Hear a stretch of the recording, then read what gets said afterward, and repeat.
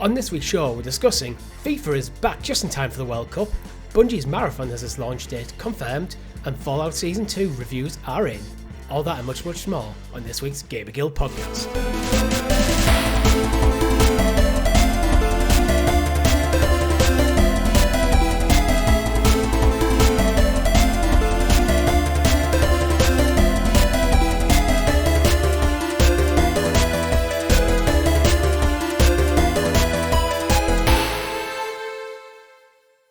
Merry Christmas, everyone, and welcome back to the GamerGuild Podcast, your weekly show where we round up all the week's video game stories and news for your listening or viewing pleasure right here on youtube.com/GamerGuildTV and up there in the digital clouds on your podcast preference of choice.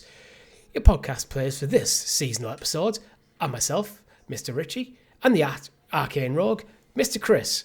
How are you doing? Merry Christmas, everyone. Merry Christmas. All ye merry gentlemen, or whatever the quote is. Tiny Tim said. I thought you were going to sing Come All Ye Faithful for a second there. God bless us, everyone. In Christmas Carol, just to get into it, right? What's the anatomy of... There's an actual full medical piece on this. The anatomy between Miss Piggy and Kermit and their child, Tiny Tim. And what ailment would he have that just a bit of money and a big Christmas turkey would heal him? Like, if he's got tuberculosis, that kid's dead. If he's got something else, he's probably dead. He's living in London at the turn of the Industrial Revolution. It was like, that kid's probably a goner regardless of if he's got money or not. Probably malnutrition. They all had rickets back then and everything anyway. So yeah, it's probably malnutrition. Probably. That big turkey might go a long way. Who knows? A bit of money to buy some vegetables and a bit of turkey to get some decent protein in there. Probably sort them out. Absolutely. But yeah, it's our festive special episode where the games industry dies a death after the Game Awards, and we scrape together what we can. But to be fair, this week there's quite a lot of juicy turkey news to get into. Yeah, I just gotta love how in our festive episode we start off by talking about child malnutrition. It happens. I have an update on my gaming chair, if that helps as well. It's not going well. Yeah, that bit's meant to be attached. Audio listeners, the arm of his chair is broken. The screw shivved. A full stainless steel, presumably solid screw, shivved just from laying on it. IKEA gaming furniture, folks. Apparently not the most sturdy. So if you ever see me on the show, lean to the right and just go what and fall off. It's because you've got the arms on there. I forgot there's an arm here and there's an arm there, but I think it's all harmless fun. Did we talk about this off the recording last week? I think so. Yeah. The screw came loose. My chair doesn't have arms because I took them off intentionally because I play guitar sat in this chair. The arms get in the way, so I took them off years ago. I think I still have them somewhere. Just in a box. But yes, festive season. Have you got a festive drink? I have a mega pint. Describe what your mega pint is before I show everyone my beer. Mega pint is Pepsi Max and Disaronno. Yeah. Not bad.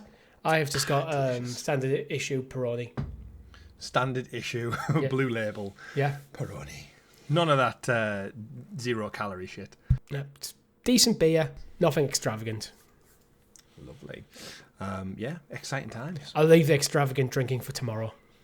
Yes, we're going out for our festivities, everyone. So if we're getting these in the bag nice anyway, we should probably say this week's episode and the New Year's episode are being recorded back to back tonight to one, save you of any hangover shenanigans, one, to save us from any hangover shenanigans.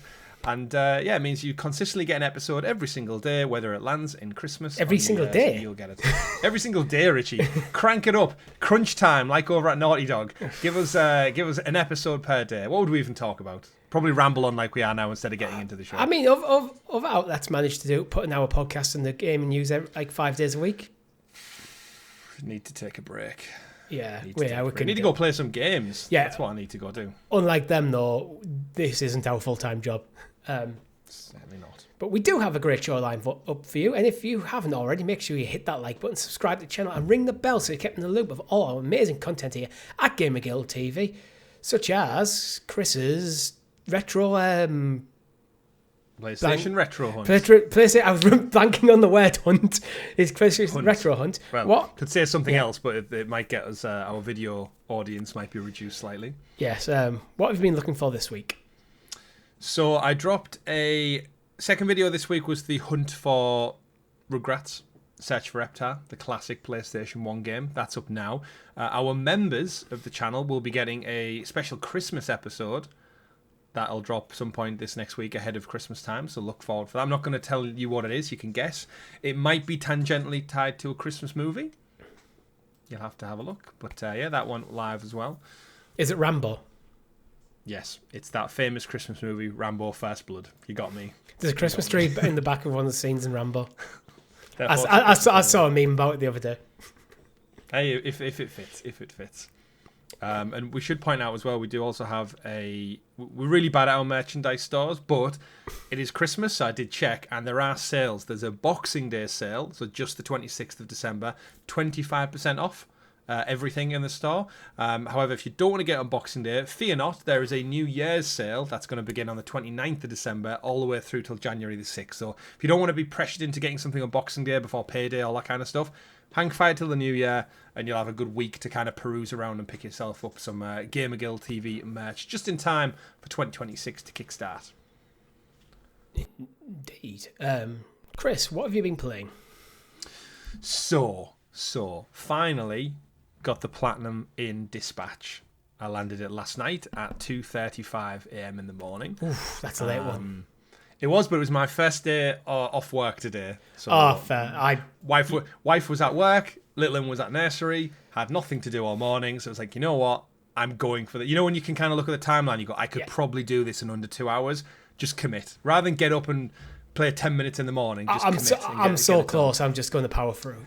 Yeah, absolutely, and I'll just sleep it off the difference. But I'm still at work, unfortunately. Oh, dear. Well, you won't be full on. You'll be No. But yeah, so finished Dispatch. Frustratingly enough, I had most of the trophies bar one, and it was within the game. There's kind of little hacking games, and I'd complete the story at this point 2.5 times, and for whatever reason, I kept getting to the end, and one of the hacking scenarios I must have missed because the trophy is for hacking every single hack in the game, and it turns out there is almost like 2 missable hacks where if you pick a different decision or you do a certain thing, almost like too good, basically. There's a fight that comes up, and if you defeat that individual too quickly, you miss out on a couple of dispatch instances after the fact because you've defeated the zone. Whereas what you're supposed to do is actually hold off on them a little bit so a couple of more dispatches can populate, and one of them is the hacking level. So yes, I had to go through and do an entire new playthrough, so that's 3 playthroughs in total to get this hacking on. However, credit to everything I've said about the writing, the character, the story. Every single time I've got into this, I've thoroughly enjoyed it. And weirdly enough, I've not had any distractions. So I've not had a podcast on even on my second or third playthrough. I've not been on my phone. Nothing in the background. The story and characters are that good that I've just watched it. I've just enjoyed it like another TV show on repeat. And I've just gone back to it and watched it all over again 3 times over now. And when I finished at the end, it was one of them. Yes, got that platinum. But at the same time, I was like, this is such a good fucking game. That's awesome. Like, absolutely, yeah. Like, so it's the best. I'd say now, it's the best Telltale game. For me, it beats The Walking Dead, which is the kind of the bar of Telltale games. It's just so it's the best superhero story I've read in a while, and arguably, yeah, one of the best superhero games. So yeah, Dispatch is up there. Phenomenal game. Shame it missed out on the Game Awards because of its cut-off date stuff. Hasn't missed out on ours though. But it certainly hasn't. It certainly hasn't, which will be up next week. But yeah, so enjoyed that. I'm moving on to other things now. I did play Terminator 2 D No Fate, I think it's called. I know there's a couple of folks now at Discord server. It's basically like a little 2.5D retelling of the Terminator 2 storyline with missions intersected throughout. It's fun. It's bombastic. It lasts about 2 hours long. And you can go back in and you can replay the levels, and it adds like different outcomes to it. Like, do you kill Mr. Dyson? What can't remember the guy. You know the guy was with the arm. I think she's called Dyson, but I can't remember. The one who and then blows the bomb and it blows everything up. All that really fun. It reminds me of the Mega Drive days. Music's terrific. Gameplay is fun. The cutscenes are so artistically done. They're kind of like 16-bit animations and everything. Definitely worth it if you're a fan of Terminator 2.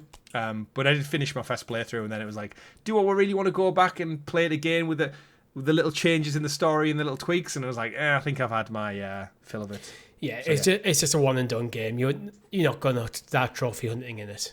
Nah, it's one of them where there's too much on like high scores and stuff. But the only thing I will say, it's a little bit pricey for the type of game it is. Yeah. I can't remember how much I paid for it. Terminator 2D, No Fate. But yeah, that's what I've been playing. What's up next? I think Avatar. All right. Seems to be the one. I've got it installed. I've got all the DLC and everything lined up for it. It's just a case of seeing where I want to go, really. I've also got Indiana Jones, though, so kind of just... I'm going to wait till I'm fully off work, start next week, see what free time I have between Christmas and such, and family visits and whatnot, and then just see where I want to settle into. Yeah, Terminator 2D No Fate, £44 on Amazon still. So... bit pricey for what you're getting, I think, especially when Dispatch is only 32. Yeah, it's fair. Probably paying for the license. You probably are, to be fair. For me, it's just been Octopath Zero. I haven't played as much this week as I did last week, but that's just this time of year, last minute Christmas presents and stuff like that. Absolutely. Like few slightly later shifts, just had less time on it on an evening, and so yeah, I am really looking forward to Sunday, where I actually have a day where I've got nothing planned. For the first time in about 4 weeks, I have a day where I've got nothing in my calendar. I've got something planned for you. Have you? Yeah. It's a massive hangover. Well, I am technically out twice.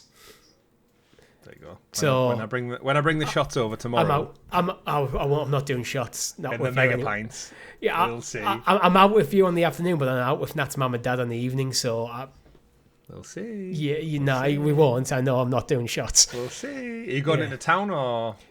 I'm not sure where we're going. It's like a pub they used to go to, like it's a reunion charity thing. I might follow you later on. Well, you need sneaky. It's ticketed entry, but go for it. Oh, we'll see. Yeah. If you manage to sneak in and buy me a shot there, I'll have a shot there. All right, okay. Challenge possibly accepted. Yeah, so it's just Octopath. So I'm looking forward to having a bit of time off. I currently break up Christmas Eve, but I've got a strong suspicion that when I get into work on Monday, I'll find out I'm breaking up the 23rd instead. Because my managing director likes to leave that sort of announcement to the work's Christmas party, which is literally happening now as we're recording. That's good. So I decided to skip it this year because I'm out twice tomorrow. So yeah, that's good to know. My place did a similar thing where we got kind of like a gift day where you could take a day this last week to do any Christmas shopping or spend time with family that you needed to do. So it was like, oh sweet, I'll take Friday. Hence, it's quite often my managing director will go, right, last day, finish up anything you need to get done before we break up, and then if you're all done, then don't bother coming in. Yeah, sweet, not too bad. And I guess speaking of work, anyone who is at work this week, thank you for your service, because I know I worked retail for many years, and I think it's one of those times where it's a shameful indictment of our kind of consumerist society, where people who do work in retail and like kind of events and restaurants and the food industry, it's like their busiest time, and yes, they make money, but the boots on the ground frontline staff, they just get absolutely worked to the bone with like stupidly early starts, stupidly long shifts. Like yes, some of them get double time and stuff, but you can't put a price on like time off, time with your friends, time with your family, things like that. I'd like to think if I owned like a retail shop, Christmas Day, Boxing Day were just going to be shut. As a minimum, like you would hope. Yeah. It's like, because no one needs to go shopping on Christmas Day. If you haven't got everything you need by Christmas Day, tough shit, just go without. You'll be fine. Yeah. And Boxing Day. What milk, Richie? I forgot to buy milk. Just don't forget to buy milk. Like. Yeah. I mean, get a big bowl. Get a big bowl. Yeah. And Boxing Day, let's be fair, it's mainly returns, so you can wait a day. Yeah, absolutely. So, yeah, shout out to, obviously, the NHS, police, fire brigade, all those folks who work across the season as well to keep us safe while we just sit at home getting drunk and getting fat. So, you're all awesome. Enjoy what little time you do get. Yeah. Talking about what little time we do get, Chris, I think it's about time that you introduce us to the graciously gathered Gamer Guild Gazette, aka the Christmas News. The Christmas News. And as always, the news is brought to you by our Guild Heroes, which you can join for as little as 99p over on the YouTube channel. Gets you early access to PlayStation Retro Hunt, and generally just helps us keep this whole thing going. So thank you very much for all your support, because some people have supported us for a long time. It is overwhelming sometimes when you see people. Like, I saw someone post on Discord saying they lost their YouTube channel, so their streak is gone, and they were gutted. It's like, oh, it's heartbreaking. Oh man. yeah, I think that was Derek actually. Oh yeah, it was. Yeah. Yeah. It's heartbreaking when you hear that. Damn man, your streak. Yeah, I know it's it's one of those things. I mean, we'll get to it in our PlayStation wrap-ups as well, but my streak of how long I've been a PlayStation Plus member, it's a little thing, but there's part of me which wants to keep it going, just for the sake of it. Yeah, spoilers for the next week's episode, but I may let mine run out, because mine runs out in January, and I'm contemplating it. Oh, we'll have to think, but yeah, we should... I was going to say we should also point out there's new members who joined in the last 2 weeks. We've got Super Skillet Rock, who's been a bronze member for 2 months now, and Devon Villery for 4 months. But I also suspect something might have happened on the back end of YouTube, where it's now showing us your email tag rather than your gamer tag name, because there's a couple of folks on there who normally have their name showing, and it's actually showing their full like your YouTube account name. Don't know why it's doing it, but yes, if you are new, Super Skillet Rock and Devlin Villery, thank you for being a guild hero. And of course, all the other fine folks who've been with us for the longest, Richie, is showing on the account 56 months. There's a good couple of individuals: Sarge, Steve Nelson, Brendan McBride, James Pearson. That's literally probably the day we opened the memberships up. Absolutely. 56 months ago. Yeah. Thank you very much, and Merry Christmas to you. Merry Christmas indeed. First story of the week, Bungie's Marathon finally has a launch date, because it was delayed indefinitely not long ago. Well, 6 months ago. We now have a date for it, Chris. It will be, well, what is the date? It was originally meant to come out this September on the 23rd, and got pushed back. It'll be launched in March. Yeah, that's what I was saying. The article we're reading from Gamer PC. is that it's got a date. And it's like, where's the date? March 2026, but no date on it yet. It doesn't have a day. That's why I was looking for an actual day. Yeah, it's nice to know that it's finally got a date, because as Bungie have clearly shown, it's a marathon, Richie, not a sprint.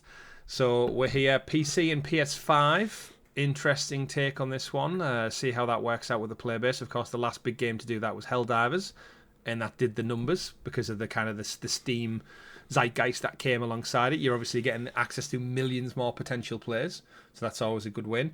And £35. Back to what I was just saying. Terminator No Fate, 42. Marathon, 35. I wouldn't even need to argue it. You 100% are going to get more hours, if not days and months, out of Marathon than True, but Marathon will also be monetized in-game. Most likely. But yeah, what do you think? £35? I think the price is reasonable. I just get a bit of eye roll with this game a bit, because it's another extraction shooter, which seems to be the current tropey multiplayer like co-op experience at the moment. It feels like every other multiplayer game that comes out is now an extraction shooter. We went from battle royales through hero shooters. Mm-hmm. Now it feels like everything's has to be an extraction shooter. Yeah. So, and, everything I see about it looks absolutely good. Bungie know how to make a game really polished. Just look at how the lifespan of Destiny. But I just don't know what makes this, other than it being Bungie, stand out against the rest of the genre. Yeah, I mean, what it does have going forward is you would imagine a lot of the Destiny player base is going to migrate over and check it out. So that almost guarantees them a couple million sales, you would hope. Oh, yeah, this is not going to be a Concord situation.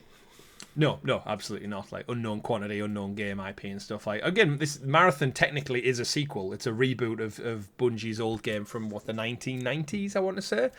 I think it was. But this is, after the delay, this is in response to the as they quote, passionate community feedback on this extraction shooter, which is why it got pushed back from this year. I think March is probably the best time for it to launch. It's a little bit quieter. It's kind of heading into that kind of spring-summer season when people are indoors and tend to spend some time. September, I think it was originally coming out, so it's probably good that it avoided that window. I'm curious to know, after taking on the community feedback, how much this game's going to have evolved to maybe align itself closer to an Ark Raiders style. I know they said it's a PvP extraction shooter, but I think Bungie would be very naive to not look at the success of Ark Raiders this last couple of months and see how they can align themselves. Bit too late for them to adapt if it's a major change. I don't think. I think the gameplay loop of Ark Raiders and the gameplay loop of like a PvP, it's more a case of just like what structured rules they've got in place. Bungie have built out the worlds, they've built out the maps already. It's more just the parameters of, I think, what the game is. So if you're going to drop someone in as an extraction, that's essentially what Ark Raiders is. You get dropped off on the map, you go gather resources, you go fight some enemies, you can fight other people, and you can also use proximity chat to reason with them and say, don't shoot me, and then back out with your resources and up your skill level. That's essentially the gameplay loop. It has that kind of vibe, that aesthetic that looks really cool. If Marathon, I think, can even like get a couple of drops of that lightning in a bottle, I think it would have a better launch. But it's so surreal, isn't it? How it almost is going to land with just how the internet takes it. It can go. I think this one can go either. It'll be an absolute flop for Bungie and PlayStation, and it'll cost them millions, and it won't get the 10-year roadmap Destiny 2 did, or it could just get that weird public zeitgeist. It arrives at the right time. It gets the right influencers talking about, the right streamers, and it's a success. And millions of people playing it. And £35 price point, it's probably a good jumping on point. It worked for Helldivers. Yeah. So it really is a coin toss for me on this one. Either now. That £35 changes a lot depending on how it's very monetized. Helldivers was quite gentle with its in-game monetization. Yeah, if this is full on in your face, can't do anything with almost being pushed into a storefront, that £35 becomes a bit of a pain in the ass, to be honest. So that's the sort of feedback you want. That stuff is always going to be there in games as a service title. It just is. And to be honest, that is not a bad thing. It's just how pervasive it is. How much can you get out of the game without engaging with the additional monetary transaction stuff? Yeah, agreed. And how aesthetically they keep to their vision. They did put out a PlayStation blog with the launch announcement as well, saying the planet's called Tau Ceti. It says, on Tau Ceti, death is the first step. Your journey begins in the proving grounds of Perimeter, where you'll get your cybernetic legs under you and learn the basics of how to extract alive. Then the anomaly-scarred Dire Marsh ups the ante and takes you to the remains of the human colony that's filled with more danger and bigger rewards. As you grow your vault and survival skills, you'll make your way to Outpost, the UESC's forward base of operations, with patrols, locked rooms, and loot that will have you tempting fate at each turn. And then it goes on to kind of talk about it. I know it's a blog post, but there's a lot of kind of sci-fi blabber there that goes over my head. It means nothing until you understand what it means about being involved in the game. Yeah, we can't wait for you to join us on Tau Ceti soon. Yeah, and there's a few bullet points I want to bring up from the blog post. The game does have proximity chat. Yeah, that'll help it massively because it's fun as all hell. It has the solo scavenger experience as well as solo runner queues, so it looks like they are pushing that you can play this game solo. It is playable solo, which is sometimes one of the criticisms I think like games as a service gets, where if you don't have people who can play regularly, the game almost locks you out of content because of that. Yeah. It's almost like a single rider queue at a theme park, isn't it? It's like, you can enjoy this without the need of other people. It worked for Helldivers. I played Helldivers predominantly on my own, a little bit with my brother, a little bit with Rob, but predominantly it was just on my own. I think it works well. And having just seen this week, there was news that The Division, the original Division, got a 60 frame per second frame rate update on PS5.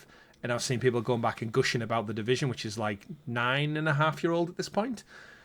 It just reminded me of how good Ubisoft had it, because I played through and got the platinum in the first Division game, fully single player, and it was great. So it just shows you that there's a demand and a need for it. But I think highlighting that, especially because PlayStation's audience is predominantly single player, I think it's a good move on their fronts. Yeah. And it looks gorgeous. It does look gorgeous. It looks a little bit generic to me. But at the same time, it's Bungie. It's going to be polished. I think it looks generic because it is a quite vibrant sci-fi shooter. All first-person shooters immediately start looking the same because they use the same camera angles, the same way they hold the gun. It's tried and tested and it's been there for a long time. But then, yeah, they're quite. It's sci-fi, so you do get a bit of like sci-fi genericness coming in there. And then you've got the vibrant color palette that seems to be what's the current in thing for like online games to try and make them pop. So I think if you're into that, it looks great. But then you do see some other scenes where I know this in some of the screenshots, like the wandering through a swamp, and it looks absolutely gorgeous. The colours look a bit more muted. So I think there's something in there. I think it looks pretty. Destiny know how to make a shooter feel good. I think it pretty much has the major building blocks in place to be a successful shooter, as long as they nail what makes it unique and interesting. Why should you play this instead of continuing playing whatever extraction shooter you're currently playing? Yeah, absolutely agree. Yeah. We should point out it is coming to Xbox. I know they don't mention the blog because they don't have to.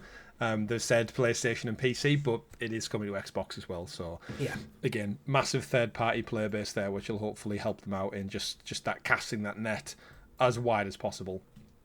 And see how it goes. Yeah. If not, it's a safe bet that they're probably going to do Destiny 3 after this anyway.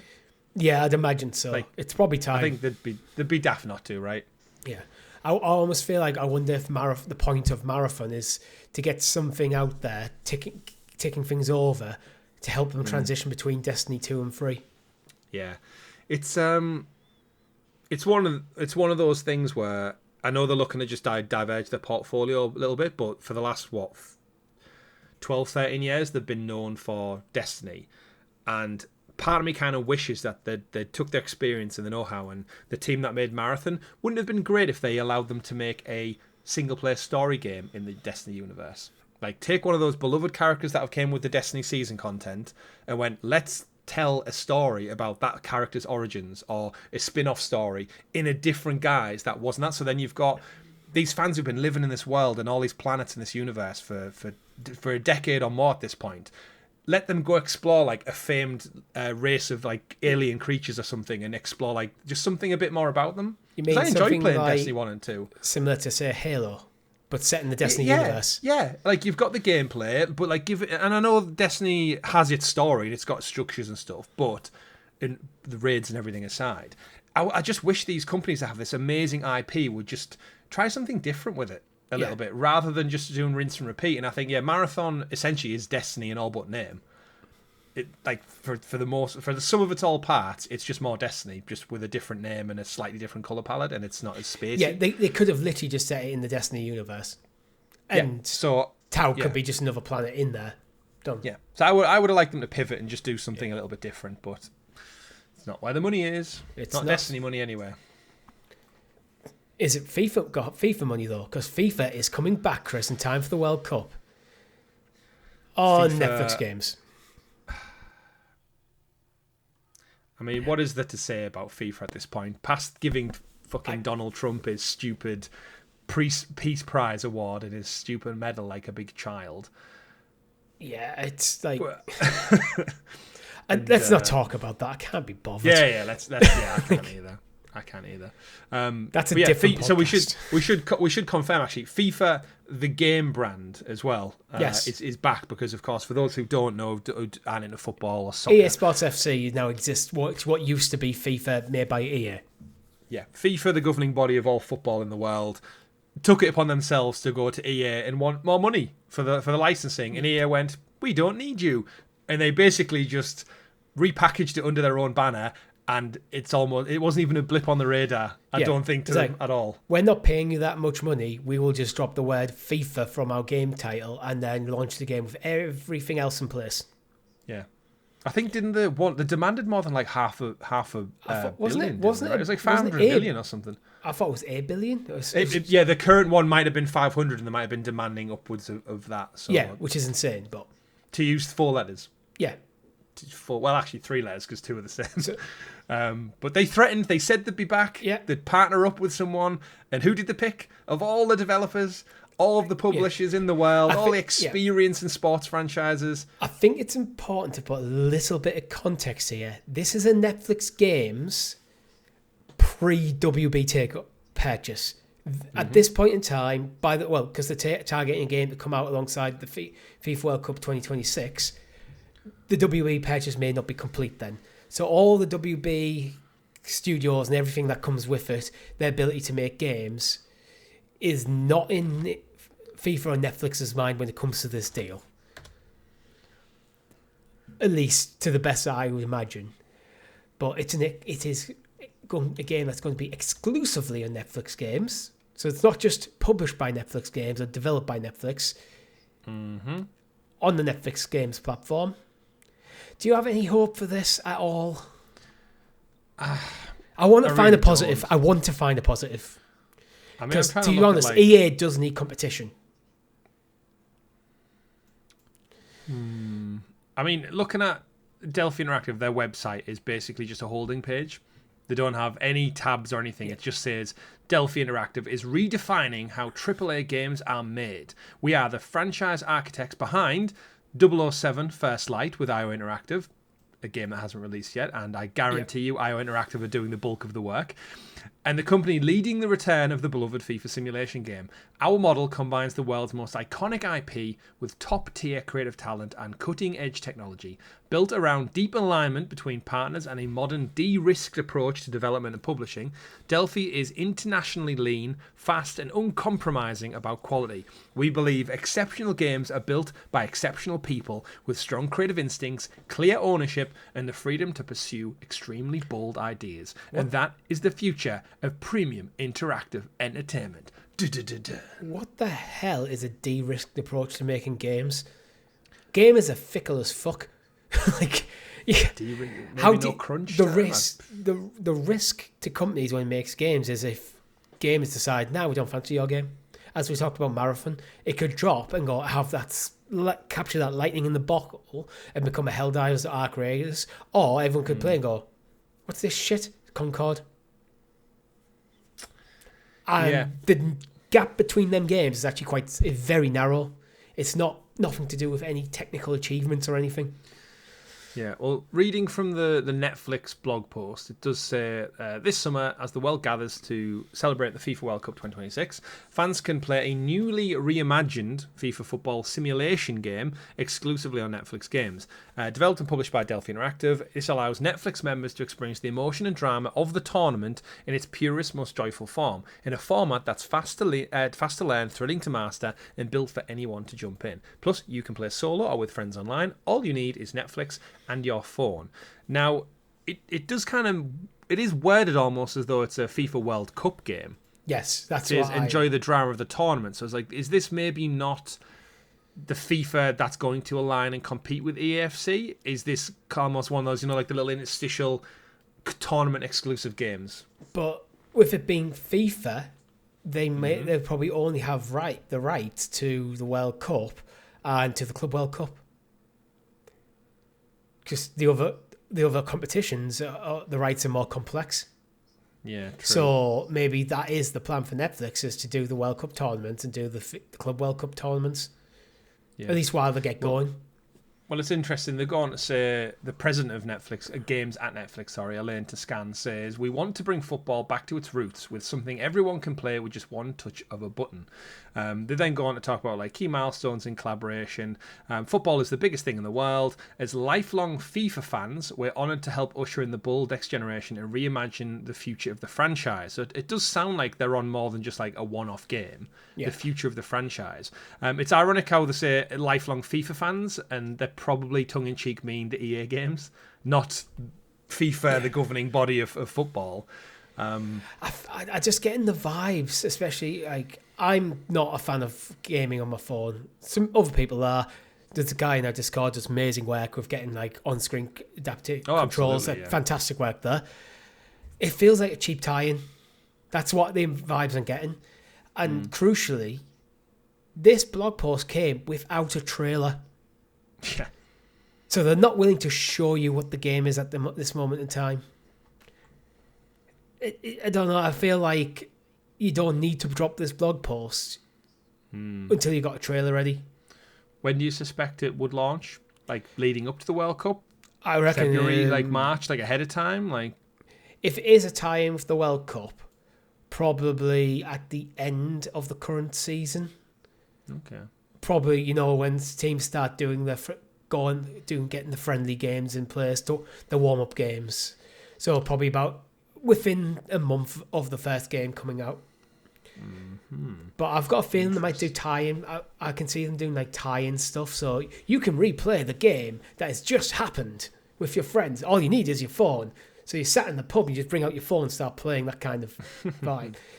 And you know the original Switch adverts where they were just gaming wherever the hell? Yeah. On the rooftops. Yeah, that kind of vibe. Yeah, quite possibly. In a nutshell, we should also say that it is good for competition. Yes. For them to be more people, it'll help push EA to make changes and adapt their gameplay. If the quality is approaching EAFC, if it's nowhere near, it's not competition. Yeah, because there is FIFA Mobile. I've never played it myself, but it's obviously just a watered-down version of FIFA. Yeah. It'll be interesting to see how they monetize this one, because I'd imagine EA has the copyright lockdown on FUT modes and card packs and stuff. So if that'll make an appearance in here, or this will be pure football, will there be a manager mode? Will there be like online tournaments and seasons mode, or is that EA's thing and they're gonna try and do something maybe like more original to its core? Do they take a leaf out of EA? Is it EA Football? eFootball is it called? The Pro Evolution Soccer replacement? Yeah, I was going to bring up Pro Evo because it looks like Pro Evo for a long time was arguably technically better than FIFA as it was called then. Still died a death.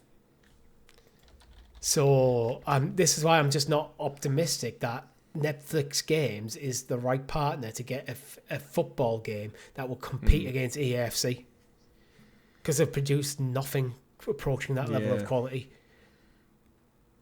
People still playing eFootball? Did anyone ever play it? Like, other than it's a platform, isn't it? So it doesn't get like a yearly launch anymore. Yeah. Which is what we've been saying. FIFA should be FIFA. Need to be very clear on these naming conventions now. EAFC. This is what we've been saying EAFC should do anyway. Just do a platform and let people just buy a season pass every year for, ironically, the season. That's what eFootball are doing. So I think it's possibly one of them things where it probably has a good... It's a free-to-play, half decent quality football game. And I think maybe because you and me are just so used to EA's output, we're not as phased. But yeah, if you're a kid and your mum and dad don't want to give you 70, 80 quid to go buy the FIFA Deluxe model every autumn... There probably is a lot of kids who are playing it, and we're just, I think, out of that bubble. So this FIFA and Netflix and mobile accessibility, we keep talking about future generations, and they don't necessarily need a console. They're more than happy to twiddle their thumbs on a phone screen. There is a market for it, I think, but like you said, is the quality going to be enough from an unknown developer? Yeah. We'll see. But you have to tie in the fact as well as, although gaming is getting younger and younger, more gamers are actually using the phone as the primary method of gaming. Football's gone the other route. Less and less young people get interested in football because of how it's just not accessible to people at the moment, because the cost is so prohibitive. Yeah, I've seen a couple of posts, especially in the UK. It's like to watch most Premier League games and Champions League games a year, you need about £100 worth of subscriptions to be able to see those games. Yeah, monthly. Not annually, monthly subscription. And on top of that, we can't get tickets for our local games because they're just either gridlocked out or they're so expensive. And then the World Cup prices for the actual World Cup. Do you see it costs like a good 6, 7, 8 grand to get to the United States, flights, hotels, and then the tickets are just astronomical. To go watch 90 minutes of football of your country playing in a sport. Wild. I got to see England last month. That was only about 45 quid a ticket, but that was a midweek game. And it was it wasn't a friendly, it was a World Cup qualifier, which that wasn't too bad. It would cost us more to go see Newcastle. It's just so prohibitive. Oh, and if you want a shirt, it's going to be 80 quid for a child's shirt. Yeah, adults 120, right? Yeah, for the adult premium player version. Even our local town, if you're on the gate, you're probably paying about 20, 25 quid. And it's like, well, season tickets price is not too bad, but a lot of people can't commit to going every week, and I just feel like football is pricing people out of the game. Absolutely. So if kids can't watch it at home because the subscriptions are too much, then the parents aren't taking them to the games as much. Where's the interest coming from? It's why the fandom of football is aging. And that's why you and me will continue to go play on a Monday night, 9 o'clock, and we pay £2 British pounds Yeah. to run around for an We've hour. got a fucking bargain, haven't we, there? Oh, absolutely, yeah. £2 for Yeah. just to keep the floodlights on. And we will be playing right up until the point when we die. Or Most get injured, likely. yeah. There will come a point where you just pick up one of them injuries where we just can't seem to shake it. Man, my back's been aching all week and I haven't even done anything. I suspect one of our friends, he's had bad knees since he was a teenager, might be almost done. But It's just kept on with super glue and duct tape, as they say. indeed. But talking about games that aren't almost done, Hogwarts Legacy is topped an astronomical 40 million copies sold. Who the fuck keeps buying this game, Chris? Potter fans. I mean, it doesn't matter how many. Loved this It myself. doesn't matter how many they sell though. But Netflix don't even factor it into their buyout of WB Games. Yeah. I reckon the 40 million people who've played the Hogwarts Legacy is going to completely trump anything that the new FIFA game is going to do. Oh yeah, Do you absolutely. remember when WB, were even after Hogwarts Legacy came out, when it was a success with doubling down on games as a service, it's like, what the fuck are you guys playing at? Read the room. Yeah. The room. Yeah, it's no surprise. I mean, 40 million. It's a huge thing. It continues to be a massive IP even long after the movies have came out. You've got to imagine this game's going to have more legs consistently when the new HBO Harry Potter series starts. Yeah, you're probably looking, if it's successful, 5, 6, 7, if not more series of that. Yeah. So you're going to see Harry Potter in the public zeitgeist for another decade to come easily. And you've got the theme park stuff. You've got, in the UK, we've got Universal Park opening, which is no doubt going to have Harry Potter. It's over in Universal Florida and stuff. So it's one of them where it's very remake much series as well. pop culture. That seems to be like that's the building a HBO bit of- one. Yeah. So it's there, and it's in, and you'd imagine another maybe 3 or so years we might be getting close to the sequel. I don't know. It could be closer, you know. It came out in 2023. I mean, We're already yeah, 2 years out. They didn't do any expansion DLC. They did like And quality of life stuff. It was the start of 2023 as well, so we're almost 3 years out from it now. Yeah, I reckon another 2-3 years we may see Honestly, Hogwarts Legacy. When 2. you think about it, it's surprising we didn't see this at the Game Awards. Like a teaser. Yeah. Yeah, I think I could see by the time I reckon HBO... Summer Games Fest, you'll see the first teaser launch 2027. Well, isn't this the bigger picture irony of it all is that we joke saying Netflix, they're making these deals with FIFA and they're looking to buy Warner Brothers in its entirety. They didn't factor in the gaming department at all. So forget Batman Arkham, forget Rocksteady and Mortal Kombat and NetherRealm and all that in between. Hogwarts Legacy and is it Portkey Games were the guys? Again, this was like their first proper game as well, wasn't it? Yeah. It's made them an absolute golden goose here where I could see this pushing 50 million, all things said and done, by the time it kind of really starts Possibly. to taper off. It has been tapering off because in the last year it's only added 6 million copies. That's not bad for a 3-year-old game, though. No, 6 it's million. But again, it's one of them games where, similar to The Witcher, how often does The Witcher get a bump up when the series was coming out? The Last of Us, I think I read an article the other day saying The Last of Us had a massive bump up after season 2 launch. So again, Potter fans, I think if you're into it or you're tangentially attached, and you've got to imagine it's heavily discounted at this price. It wasn't it given away for free on Epic over the Game Awards? I'm sure I saw the As well. PlayStation sale for something like a $5 recently. Yeah, it's on Switch as well. Which Yeah, you've got that's to probably imagine giving it its bump. any kids picking up a Switch 2 for Christmas. Do you want to play Harry Potter? Yeah, it's perfect for families and young ones. So yeah, good shit. And you and me both thoroughly enjoyed Hogwarts Legacy. I know there was some folks in our Discord chat saying I was laying out my groundwork for what a Lord of the Rings Middle Earth equivalent of Hogwarts Legacy could look like. And it's like, I'd love them to just take these franchises and just make them fully realised. I think what works so well about Hogwarts Legacy is because the game is set, the focal point of the game is around Hogwarts. So and being able to just fully explore the complete castle and the grounds and everything around it, and just wander the corridors. That was such a, like, as a Harry Potter fan, someone who grew up as a Harry Potter fan, still enjoys the movies to this day. Mm-hmm. That was one of them moments where I go, oh, they've nailed the feel and the vibe of just wandering these corridors. Then it had a decent story. The combat was not the greatest ever, but was decent. I enjoyed the combat. Yeah, it didn't overcomplicate it. It didn't overcomplicate very it. easily.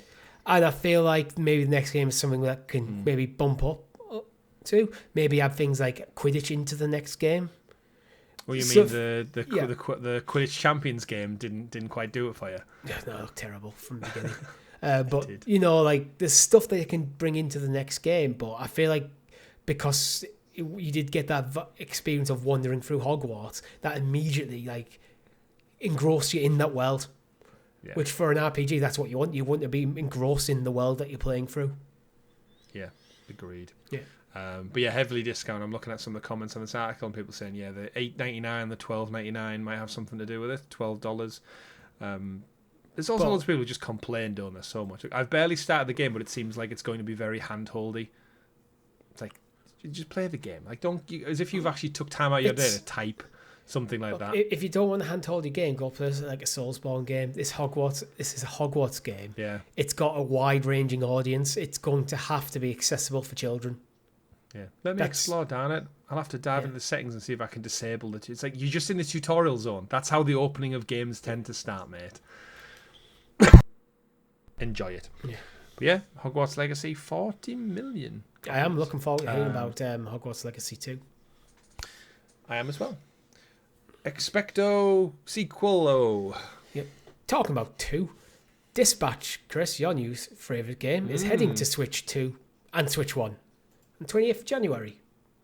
Yeah, nice little quick turnaround there. It's I'm curious to see if it gets a physical release, because that is kind of like the downside to now I've finished it complete. It was like, oh man, I would love to have had that on my shelf, but naturally, because of its episodic release, similar to the Telltale games, they tend to get a complete edition after the fact. So I could see this. Maybe not on the Switch 2, but I think because it's been so well received, they posted out on social media, I think it was last week, that they've surpassed 2 million sales now. So it's getting that kind of that groundswell of interest on it. And I could see it getting in like maybe springtime, like a complete, like an all episode full season, just called Season 1, Dispatch Season 1. Because it, again, is like a TV show. People keep referring to the sequel as Season 2. It's that close to being like a great anime show. Coming to Switch 1 and 2. 10% discount as well, so it's a little bit cheaper. Not bad. Not bad at all. And again, definitely recommend it. You reckon it'll do well on the Switch?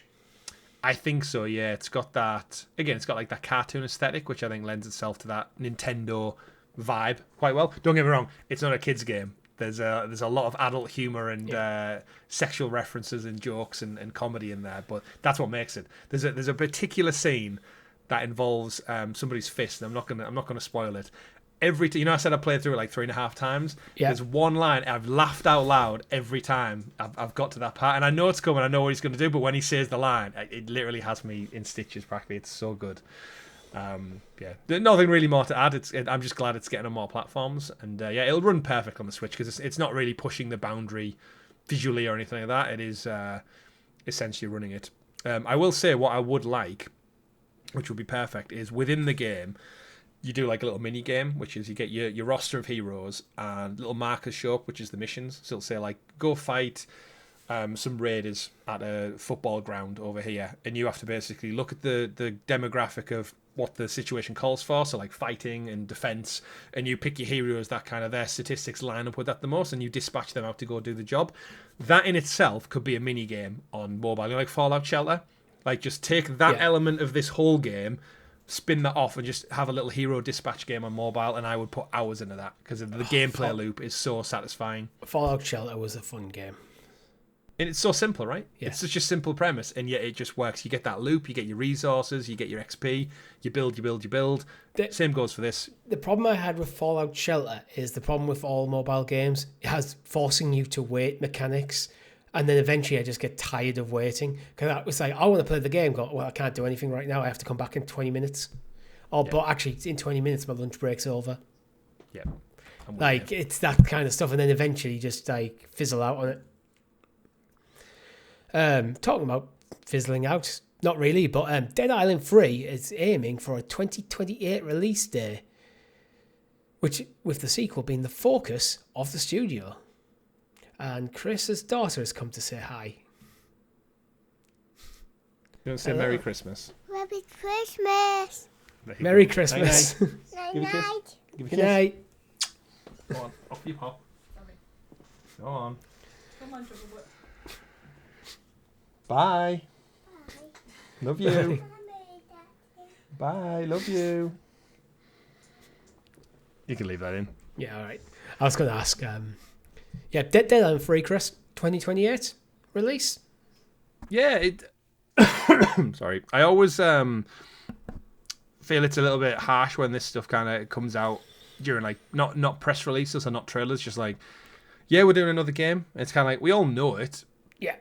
But when they just come out with, like, a behind-the-scenes Q&A of, developers are assigned to the project, Dead Island 3 will be moving ahead as planned in Q1 with an aim window. This is like, you kind of, like, suck the fun out of an announcement there. Yeah. It's like, I know it's a known quantity, but the saving grace is that Dead Island 2 had, I think, like 20 million players, which, I don't know if you remember, but the wait between Dead Island 1 and Dead Island 2, it exchanged hands between like 3 or 4 different developers. Yeah, Dead Island 2 was a development hell. No one was expecting that game to be good. And it came out as actually, wasn't like basically the best game the Embrace Group had actually released at that point. I think so, yeah. Dambusters have like put out decent games in the past, but for it to, again, we've said it kind of the theme of this whole episode, but the timing of the launch, the window it picked, and then the just the general zeitgeist of it just picked it up, and people liked it, people played it. It had that fun trailer, if you remember, that goat simulator mocked as well, and we never thought it would see the light of day, but yeah, it was fun. I enjoyed it. I enjoyed what I played of it. Shout out to Dambusters, they sent us a free code to check that one out, if you remember, so there is a first look up on the channel. Awesome. So based in amazing Nottingham, stuff. we should go visit them. We've literally walked past their offices before, whilst intoxicated. So yeah, good folks over at Dambusters. But yeah, next time we'll knock on your door. Knock on your door and say thank you for the game. But yeah, 20 million players again is no mean feat. So celebrate that. It's far from over. It makes sense that again, if you're Embracer, they're looking for money. If you just get a smash hit, that probably sells. I would guess probably double their expectations. Yeah. If you said 10 million for Dead Island 2, I would have went, okay, that seems quite high.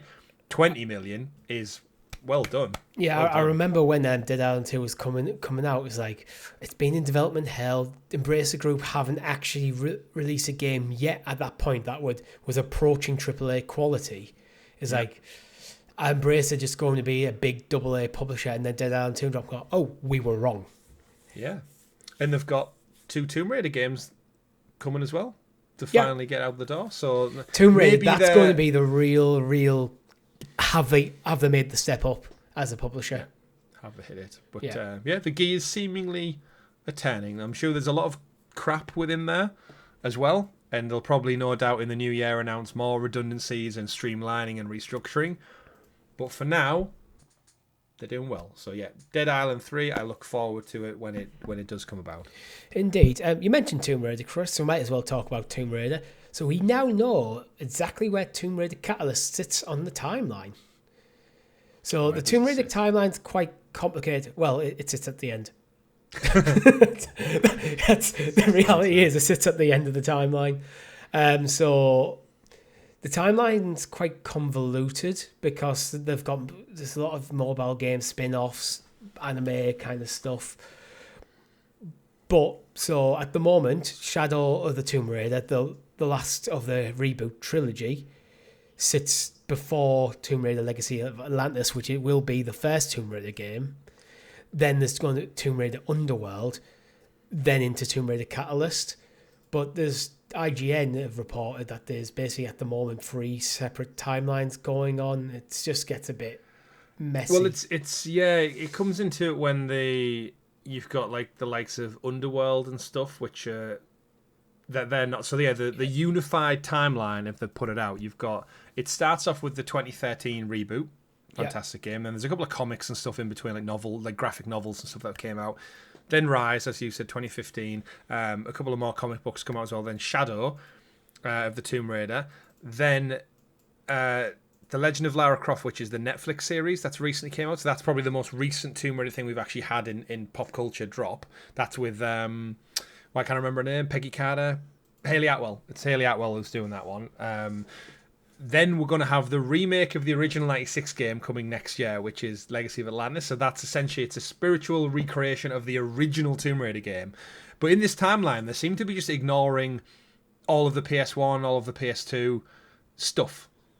And then you've got like kind of this bottled up version where it says, yeah, stories up to and including Tomb Raider Underworld. So they kind of acknowledge it, but it's not. It doesn't get. I don't know if you're looking at the actual timeline that they put out on their I've got it website. open in front of me.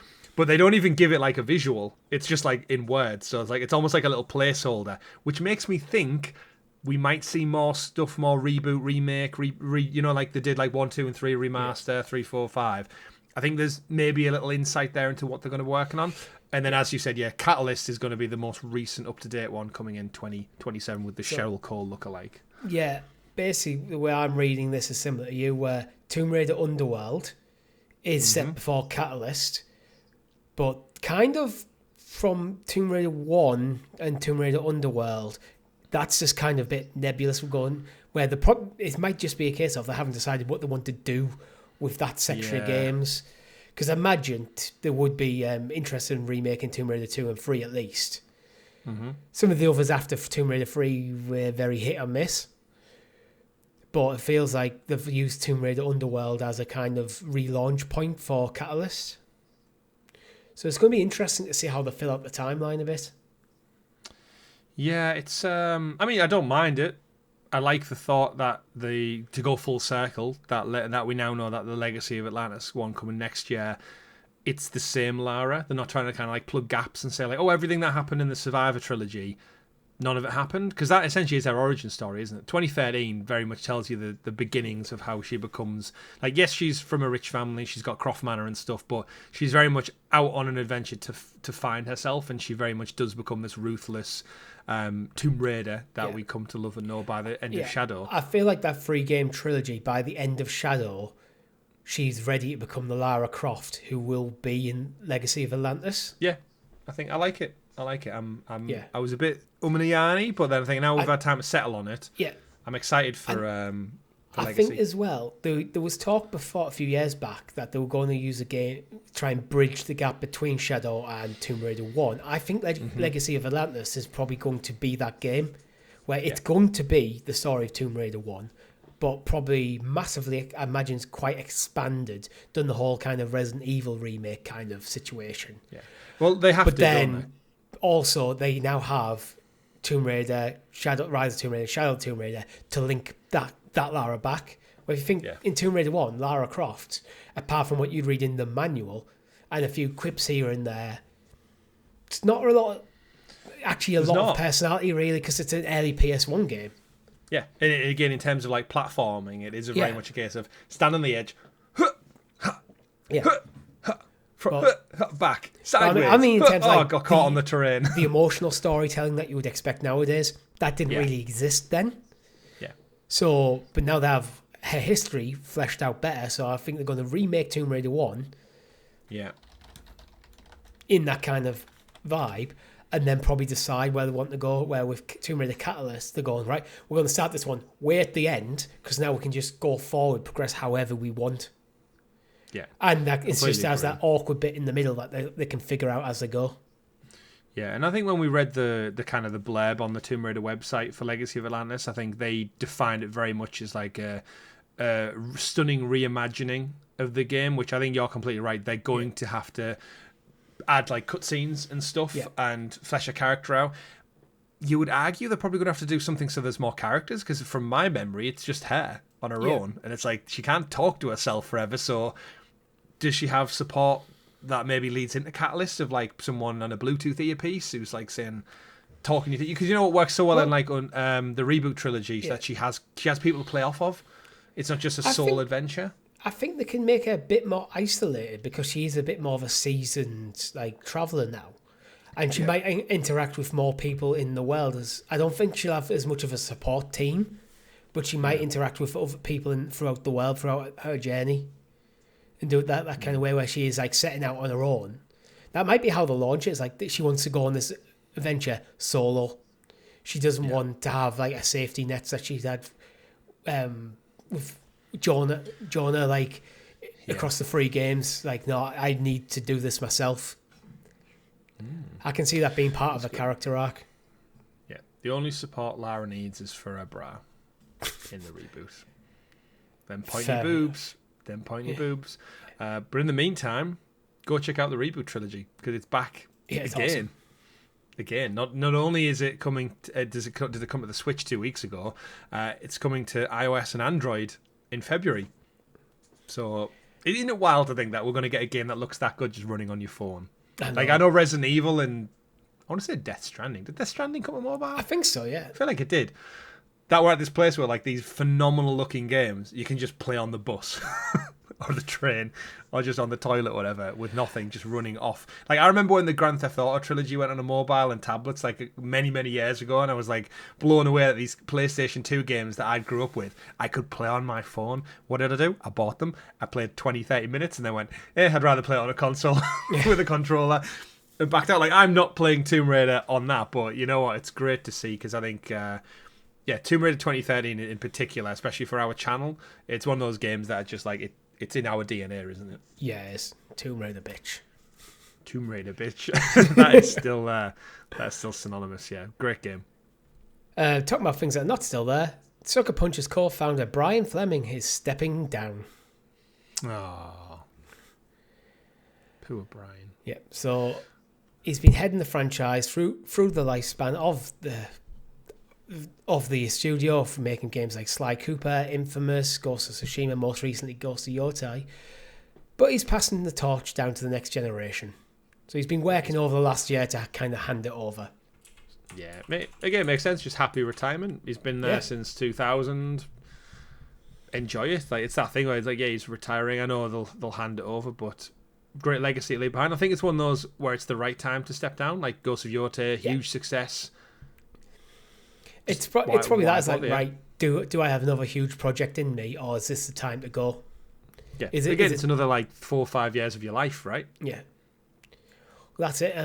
It's entirely possible that the Ghost franchise might be kind of done now. Actually, that might be part of the decision. Never know. Yeah, part of the decision might be to go, right, I've told the stories I want to tell. It's now time to step back and let the next generation decide what Sucker Punch is going to be going forwards. It's interesting. Make a ghost for it, though. Make a ghost for it. Yeah, it does say in the blog as well is the next chapter of leadership is going to be split between 2 studio heads, Jason Connell and Adrian Bentley. So they're doing almost like a Naughty Dog thing, where if you remember, it was split between Neil Druckmann and I want to say Bruce Straley off the top of my head initially, before going back to just I think Neil as the head director. And I think sometimes having 2. You get disagreements, where having 3, great, because you've got someone to break the vote. Having 1, great. 2, sometimes, I think, depending on how well they work together. Yeah. But it says they've been working together as technical director and stuff for years, so it's not a concern, but it's always interesting where they divide one job up into 2. Yeah, so Adrian Bentley has been the technical director, has led the studio's engineering production efforts, where Jason Connell served as co-creative director in the Ghost franchise, has helped define the studio's visual identity and storytelling style. So they're from different disciplines. But then Nate Fox will also continue as co-creative director to complete the overall creative leadership team. So I feel like Nate Fox is going to be serving as a third man, the tiebreaker. Yeah, quite possibly. And Nate Fox is the name I go to when I see interviews being done and talk, especially on like the Ghosts kind of like press tour junkets that they do. It's always Nate Fox who talks about it, and he's really top bloke. So I have all the faith in Sucker Punch. I think they're one of PlayStation's top tier studios, and their output's been fantastic. So they're right up there with Insomniac and Naughty Dog and stuff for me. So enjoy your retirement, Brian. It's well deserved. Indeed. All right, StarField, Chris. It's coming to PS5 and Switch. Still rumours persist, but we still haven't got a date. I'm not sure where to take this, to be honest. It's just I just saw it in the news, but the review should be imminent. Would you have thought? I think we see it at the Xbox Developer Direct in January. We know they've got a busy year ahead in 2026, and they've only announced a couple of things. We know we've got Fable in the works. We know there's the Forza game that's now been confirmed, presumably is going to come out next year. Gears of War E-Day, maybe next year, maybe not. They've got their anniversary. I think Starfield's been out long enough now. When did we play Starfield? Is it 2024? Or the back end of 2023 did Starfield come out? I want to say 2023. It definitely it's wasn't last year. Yeah, it's been long enough now where I think a PS5 port makes sense. Yeah. For it, we know we're getting south of midnight in the spring. So if you think about the cadence and Xbox and the ports that they've done this year, it makes sense that we get our developer direct. They probably tell us about Forza. They probably tell us about Fable, StarField, and then a date for south of midnight in maybe like the April-May time. I could see StarField dropping in the summer sometime. Like, stay out of the way of your new releases. Get it out in a little pocket of window before the summer. But then, ultimately, you've got that looming shadow of Grand Theft Auto from October onwards. So, November onwards. So, keep it sooner rather than later. I feel like they've missed a potential great window. I feel like if they could have announced the date at the Game Awards and had it as a shadow drop. Because the game's already out on other platforms, so why not shadow drop it and get it out in time for Christmas? Yeah, well, it looks like they're doing some behind-the-scenes stuff regarding expansions and improvements. Yeah. They're hosting an event for content creators in the new year, which is what's got this rumour kind of circulating. Now, why would you get people together if there wasn't like a... It's either new DLC... Something to show off. Yeah. But we got, Shattered Space wasn't too long ago. Yeah, and they did a lot of work of upgrading the game on the run up to Shattered Space as well. Yeah, absolutely. And so as I said, the developer direct will be like January, the back end of January. I'm sure we usually get it around the 20th to the 30th. They usually show 4 things that we know about, and then the sprinkling a surprise. Remember, one developer direct is where we got Hi-Fi Rush, just announced and dropped on Game Pass, just like that. So Starfield could be the Hi-Fi Rush of this developer direct. Announce it. PS5, Nintendo Switch 2. Out now. Yeah. Might as well. I think you're going to gain more from it dropping that than you would anything else. Yeah, and to be honest, nowadays you could do it's out now digitally. Physical versions will be coming next month. I'd kind of like to have Starfield. Starfield's one of them weird ones. I enjoyed it. It's probably my second favourite Bethesda game, maybe. But it's one I completed and fully played through. And again, it let me down on a lot of fronts. But I enjoyed it. And it's got that, you know what we say about Marathon just being like flat and generic? Yeah. And then a bunch of other stuff we saw at the Game Awards, like Exodus being flat and generic. When I look at Starfield, it has identity. From just the branding to the visuals to the way it plays, it did have something about that I wanted to like it so much more. And I think that's why I felt disappointed by it. The problem is when you landed on the planet, you had no impetus to explore it. Yeah. And you had a lot of reason to not bother. I found myself just going straight towards the objective, because if you explore, you didn't find nothing. If you did find something, it was kind of bland, just resources. Or you couldn't pick it up because of encumbrance. That's always going to be that. I know. Yeah, I know it's something and you can get rid of it and everything. But it's it's like one of them. That's one of them love or hate things. Either you're into it or you're not. But it's just well, why explore the world? That's what Bethesda games have always been about. It's been not just about going through the main story path to the end. It's always been about exploring the world and finding stuff to do, interesting side quests that you wouldn't know unless you talk to a random stranger in a random village. It's that kind of shit. The Starfield really, I felt, missed. Stuff was there. The Mantis side quest stood out for both of us. Oh yeah, absolutely. I love that outfit. But and the ship. But yeah, it was a little bit lacking. And then the way they handle the kind of ending of the game, where I remember I started building my own base on the moon. Yeah. And there's if you progress past this point, you'll lose that. Also, you lose all your customized ships. And everything was well, I don't really want to do that. Yeah. But then delete your save. A big part of the enjoyment was go and replay the entire story and seeing the differences. So I was well, that's where it kind of lost me a bit. Yeah, I think the best thing with Starfield and Bethesda and just the general fan base is get the ports out and then get your ass over and work on a Fallout game and Elder Scrolls, because I think the priorities over there, you've got to imagine the resources to work on Starfield. At some point they should have majoritively moved over to the next big thing. Todd Howard's been harassed this week with the Fallout TV show launch. When's the next game coming? When's the next game coming? Is there a remake? When's New Vegas remake coming? Anything like that. And he said multiple times this week, quoted on multiple different things of we're doing our best, we're working on it, the team, and it's yeah, you need to get Starfield, I think, out because that's like their last big thing that maybe isn't on PlayStation. I think it'd do well on Switch too as well. So, and again, a port's always easier than making a brand new game. So, I definitely think January. What I liked about what Todd Howard said specifically about Elder Scrolls 6 was, we will make this game and we will release it when it's ready. That is like, I'm not going to put any unnecessary pressure on the team. We're not going to work towards an arbitrary deadline. When the game's good to go, that's when we'll release it. Naughty Dog could learn from that a bit. Do you think Todd will still be there by the time Elder Scrolls comes out? Yes. Do you think I could see Elder Scrolls? I'm trying to think like which one would be his last hurrah. Like we just mentioned about Brian. I could see maybe Elder Scrolls being Todd's like, it's out, it's done. Decades of asking and blood, sweat and tears and time. Because Fallout's his baby. Indiana Jones was his baby. Starfield, like he's so involved, isn't he, Todd Howard? He's one of them people who like you see him and you just kind of associate him with Bethesda through and through. It depends. And he's a very likable guy as well. Yeah, it depends how much he is involved day to day in the creative stuff. He might be more involved in the overall kind of concepts of the game.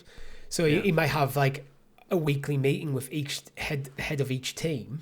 How things go and what's the story progression, all that kind of stuff. Being involved in that sense, bring up his own ideas, but then back off and let them get on with it. So it might not be, or where you look at someone like a Neil Druckmann who's so involved in the games, like Corey Barlog was so involved in the games that they had to force himself to take a bit of a step back. He may have already done that with how big Bethesda is. Yeah. Well, he's involved in everything, but he's not making the game kind of thing. But I could see co-producing on the TV show as well, so he's a bit spread thin if he was too involved. Yeah. So I could see Elder Scrolls 6 being like his bit last hurrah. Get that out. PS5 or PS6? Cross-gen. Do you think it'll make this gen? Cross-gen. Yeah, cross-gen. So 2030. I don't think they want to skip an entire console generation. Yeah. But there again, Bethesda's owned by Xbox. Xbox seems closer to going for next gen than PlayStation right now. Very true, yeah. Yeah, by the time we get to it, the new console might be that far out that it's like they've moved on. Just everything's moved on a little bit. So and literally, Elder Scrolls 6 could be the big system seller for the next Xbox if they're going to go, oh, it's next Xbox exclusive because the PS5 isn't good enough. When the PS6 comes, then we'll talk. Just that kind of vibe. Yeah, pretty much. Sticking with Bethesda, Fallout Season 2. First episode's out. Currently sitting on Rotten Tomatoes with a tomato meter of 97% and a popcorn meter of 96%. Pretty good, would you say? Yeah, I mean, it's as high as you can possibly get without hitting the 100 mark, pretty much. I mean, you could get 98 or 99. It's right. Yeah, rarely do shows get that high, though. Yeah. But, I mean, it's as good as you can imagine. The critics and audience say Season 2 successfully expands in its post-apocalyptic world to deliver everything audiences could want from a video game adaptation, including sumptuous visuals and riveting performances. And the audience say that it's a world-building wonder and a blast, arguably one of the best video game adaptations available in streaming. So, yeah. I can't wait. Looks great. I think after watching the first episode, and I know there was some like stories this week about the Season 1 recap used AI to pull together basically the recap, and it was getting facts about the show wrong. So it was saying, like, you know, the flashback scenes with Walton Goggins, and it was saying that it was set in the 50s. And then everyone was like, well, actually, it's based in 2077, I think, is the year. Because it's like it's a... shit goes down it's an in alternate, the 50s. Yeah, it's an alternate future history, isn't it? Where nuclear kind of makes everything and technology kind of locked into that. Which is why visually I think the show looks so good. That Pip-Boy, Vault-Tec aesthetic, it's very Star Wars, and it's kind of locked in a place and a time. Yeah, where Star Wars is very much a 70s interpretation of what the future would look like. Yeah. Fallout is very much a what would happen if stylistically the world was stopped at the 50s. But if you're using AI as a professional studio, have a bit of self-respect. I know. Like, did no There's, one there's, vet there's it, check uses. it? Like, I know Larry coming a bit hot water, but actually I want to defend them slightly because when they look at the comments and how they're using AI, they're using AI as internal production documents and placeholders that they will fully replace. So I need to put something in place, use AI to generate, stick it in, so then we can crack on with the work. Yeah. And then the actual artist will replace it with higher quality, not shite AI slop. So yeah, I've got no issue with that. It's like when you see behind the scenes and they have like storyboards and they've got like about 100 little comic book frames. What's the point in spending 20 minutes of getting someone to sketch that out when you can just type in a quick input of create me 2 stick people fighting over a burning fire on a bridge, and then just put it up and then have it up. I'd still hire a storyboarder. Oh, yeah. But the storyboarder can use AI to generate scenes to visuals to help show, okay, this is kind of what I've got in my head. Yeah. A bit more. Yeah. Because that's the point of storyboarding, is to help show what you're expecting. But, yeah. It's like, I get it. I do get it. I completely get it. But I think the internet backlash from utilizing AI, I hate it as much as the next person. I'm fed up of looking at my social media feed, and every video I have to question whether it's real or not now. Yeah. But social media really needs to come up with big logos on saying AI and let me filter that shit out. Yeah, I don't want to see it. I don't keep joking on all the videos that all the social channels that post AI videos now. And I'm thinking the people who are posting the videos need to understand the more AI shit they post, the more they're putting their own job at risk of being replaced because they don't need you to make videos anymore. Yeah. So if you're relying on AI content, you're going to be phased out yourself. So stop committing to the bit. But that's a whole conversation to itself. Fallout's great. Episode 1, really, really fun. Nice to be back in that world. Do we know how many episodes it is this time around? Is it 6? 8 again. Is it 8 again? Good. Yeah. I'm looking forward to it. My only criticism is, unlike last time I went, here's the entire show, have fun. And I did, me and my girlfriend. We watched episode 1 one night, then we watched the rest of the season the following day. They're doing it week by week, which is just a pain in the ass. It is indeed. You might forget about it. Maybe it gives you time to go back and play one of the games again. Indeed. We're talking about going back and playing old games. This day in video game history, Chris, starting from December the 19th, what have you got for us? 40 years ago, on the NES in 1985, we've got Bomberman, the OG Bomberman. To this day, the only Bomberman game I've played is the one that released on Stadia. That was fun, that game. That was fun, yeah. It was fun. But yeah, I've never played one in that time. Because we're recording this on December 19th, so I'm thinking, what does anyone really launch a game just before Christmas? Like it's either the perfect time or the worst time. Yeah, Mega Man 2 on the Game Boy on December the 20th. Yeah, Game Boy. That'll have been a port though, on at Mega Man 2. Patapon on the PSP. There's not a lot, Patapon. really. Oh yeah, in Japan, yeah, Patapon's great. There's a spiritual successor to Patapon. I almost got excited there. I saw Roller Coaster Tycoon, but it's Roller Coaster Tycoon Classic on the Android and iOS 9 years ago. To its credit, it does run really well on a phone or a tablet. Tablet is my preference. I've played it on an aeroplane a few times. Big screen because the input is very much like touch. The UI, because I can see how. It works. I can see it's how on a grid. It doesn't really move that much. A game like Roller Coaster Tycoon, I would rather play on my phone or a tablet than on a console, because direct touch would work better for that game. It mimics a mouse. 27 years ago, on December the 21st, the original Baldur's Gate came out on PC.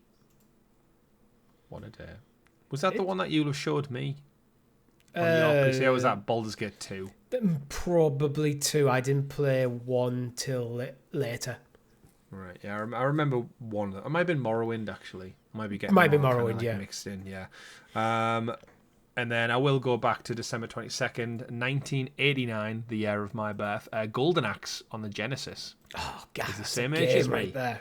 It is a game, Golden Axe. And yeah, I think that's about it. Does anyone? Let's have it. Well, while we're here, we might as well jump ahead to Christmas Eve and Christmas Day and see if anyone's crazy enough to release something on such a thing. Who brought Mega a Man game 2, Christmas Mega Day? Man 2 on the NES, Christmas Eve, 24th. Gary's Mod Pokemon on Bank the PC. on the 3DS. On Christmas Day. That's for everyone who got Pokemon on Christmas Day to keep everything. Galaxian on Christmas Day, 46 years ago in the arcades, 1979. Don't know what arcades would have been open. Tomba on the PlayStation came out on Christmas Day. Ooh, look at that. Keeper, 1993. Not to be confused with the recent Xbox release Keeper. This was on the Sharp X6 8000 32 years ago. I want to see what games missed the deadline to get out before Christmas. Golden Axe 2 on the Genesis. Boxing Day. 34 years ago. You miss your window just there. Someone might have picked it up on a Boxing Day sale. But I will say before you go, 2 games to check out over Christmas. Cute Puppy Academy. Retro PlayStation Hunt. You've got The Grinch from Konami. None other than. Octopath Traveler 0. Such a Christmas movie. And of course, the Die Hard trilogy. Die Hard. Classic Christmas movie. The classic Christmas movie. Great. Up there great with game. the likes of Lord of the Rings. Yes. Absolutely. I agree with you. Yeah. But yeah. That is all we have time for this week. If you've liked the episode, make sure you hit the like button, subscribe to the channel, and ring the bell so you're kept in the loop of all fantastic content here at GamerGuildTV. Hope you enjoy the show. We're going to record our Game of the Year special, which will come out next week. With that, my name's been Richie. I've been Chris. Merry Christmas, everyone. Goodbye. Merry Christmas.